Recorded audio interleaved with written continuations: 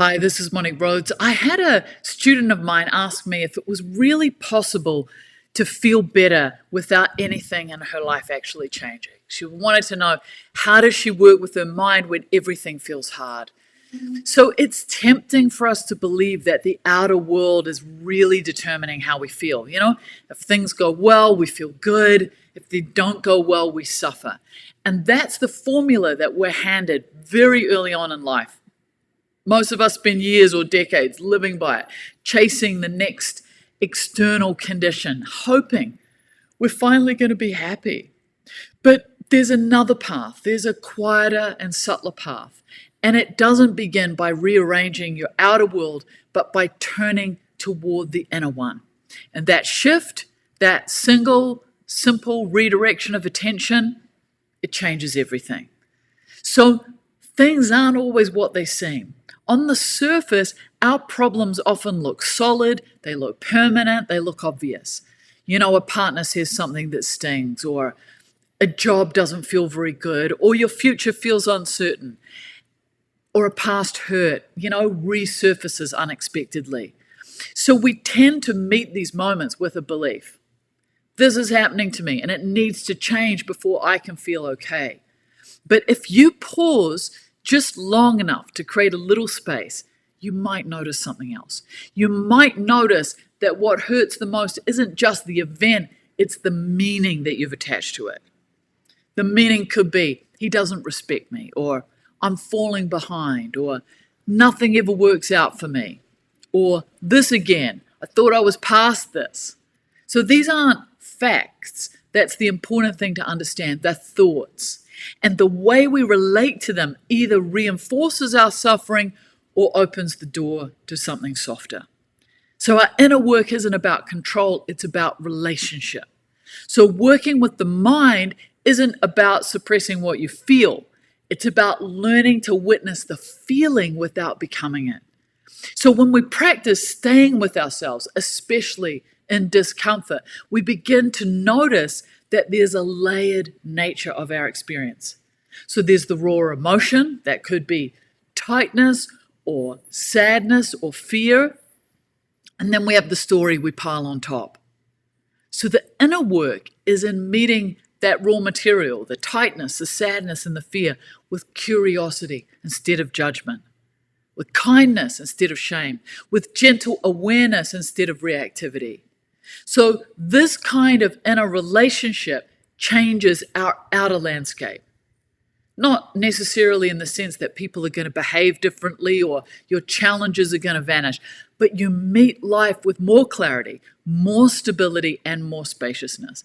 And that is transformation. So change doesn't always look like progress.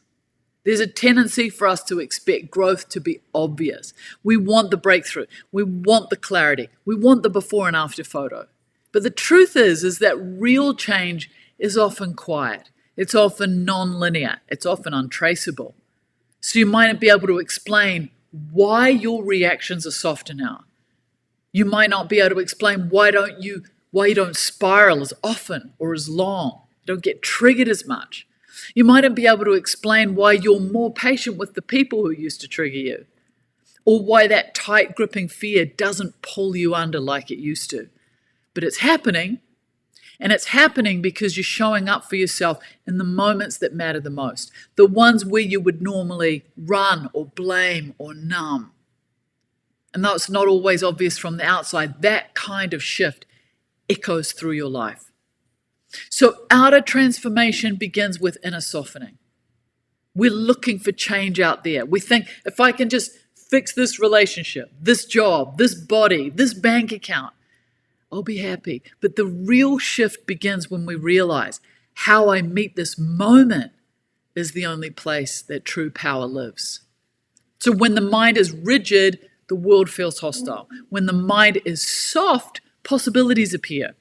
So the external might look the same, but your capacity to be with it, to respond to it, to grow through it is entirely different. That's the quiet revolution. Not changing the world to suit your preferences, but changing your relationship to the world so you're not tossed around by every wave. So I want you to think about starting small and staying close. This doesn't require a perfect meditation practice or hours of journaling. It begins in the tiny moments. It begins by noticing a thought before you believe it, or soothing yourself with a breath instead of self-criticism, or choosing to pause instead of react, or asking yourself, what am I believing right now? Or being kind to your experience, even when it's messy. Each time you do this, you strengthen the bridge between your inner and outer worlds. You become less tangled in circumstances and more rooted in wisdom. And that wisdom, however quietly it arrives, reshapes everything. So let life transform through you. So the truth is, you're not meant to control life. You're meant to collaborate with it. When you work with your mind, gently, consistently, with compassion, you become a clear channel through which life can move more freely. So the outer world might not shift overnight, but your experience of it will. And that experience sharpens your tone, your choices, your presence, your relationships. That's the power of the inner work. Not as a performance, not as a fix, but as a loving act of partnership with the world as it is. I hope this has been helpful.